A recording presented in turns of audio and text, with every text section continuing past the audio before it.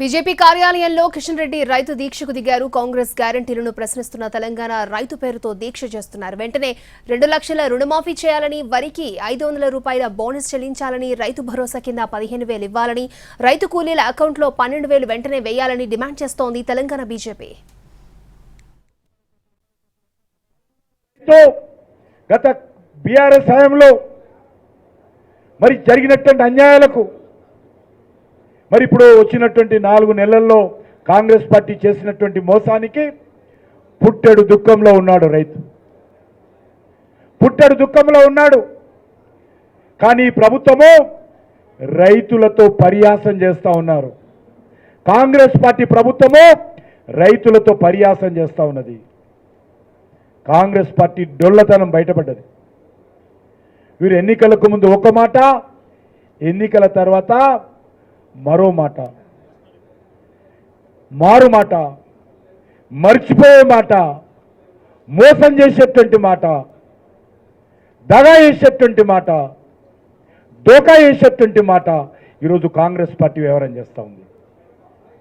అందుకే ఈరోజు అడుగుతున్నాను, రైతుల డిక్లరేషన్ ఏదైతే చేశారో అది బోకస్ డిక్లరేషన్.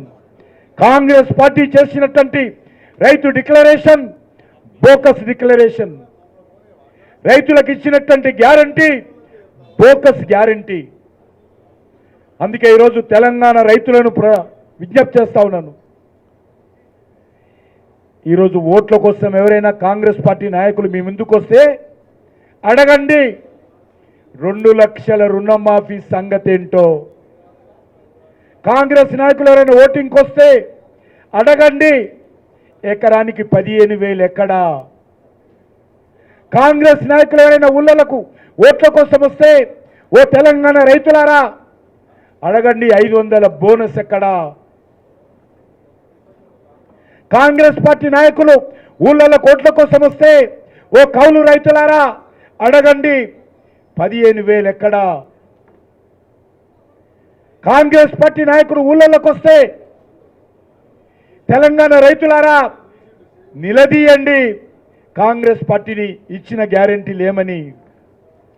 ఓట్ల కోసం గ్రామాలకు వస్తే ఓ రైతు కూలీ సోదరులారా కాంగ్రెస్ పార్టీ నాయకులను ప్రశ్నించండి, మాకు ఇస్తానన్నటువంటి మరి రైతు కూలీలకు ఇస్తానన్నటువంటి 12,000 ఎక్కడా, ఎప్పుడు అని. 100 రోజుల్లో ఇస్తామన్నారు కదా, ఇంకా 100 రోజులు తెలంగాణలో ఎప్పుడు వస్తాయో చెప్పాల్సిందిగా నిలదీయండి అని అడుగుతా ఉన్నాను. అంతేకాదు ఈరోజు మనం చూస్తూ ఉన్నాం, ఇక్కడే కాదు దేశంలో గతంలో పరిస్థితి ఏంటి. దేశంలో కరెంటు కోతలు ఉండేది, ఎరువుల కోతలు ఉండేది, ధాన్యం మీద ఒక జిల్లా నుంచి ఒక జిల్లా తీసుకోకుండా నిషేధం ఉండేది. కానీ ఈరోజు నరేంద్ర మోడీ గారు ప్రభుత్వం వచ్చిన తర్వాత కరెంటు కోతలు లేనటువంటి ఒక కొత్త భారతాన్ని నరేంద్ర మోడీ గారి 9.5 సంవత్సరాలు నిర్మాణం చేయడం జరిగింది. అనేక రాష్ట్రాల్లో కరెంటు అప్పుడప్పుడు వచ్చేది.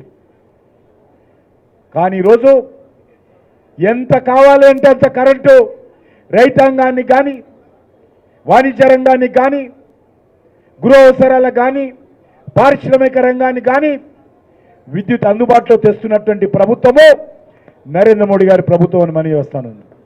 అంతేకాదు గతంలో ఇప్పుడు మా